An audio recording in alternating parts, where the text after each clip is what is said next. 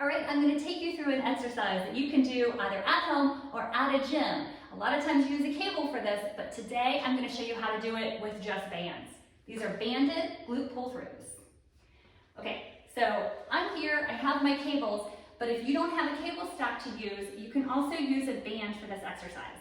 So with the pull throughs, I'm going to move aside. I have this set up with my rope for the cable pull throughs, but now I'm going to use an attachment. Any kind of anchor that you have will work for this. And I like to take one of the long bands and pull that through, kind of locking it in. So the three things that you think about with pull throughs, you're still going to use if you're using a band. So it's distance, positioning, and thrust. So for distance, you're going to step one foot on each side. You've got this band low, and you're going to turn your back to the anchor point and the cable down between your legs.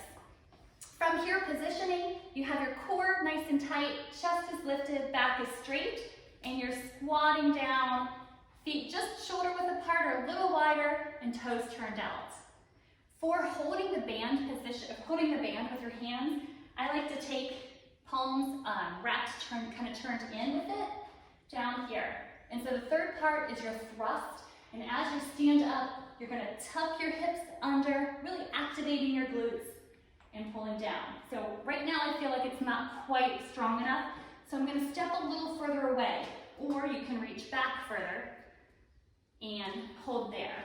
Okay, so you're down, chest is lifted, back is flat, core is tight, standing up, hips under and down, and really roll at the top.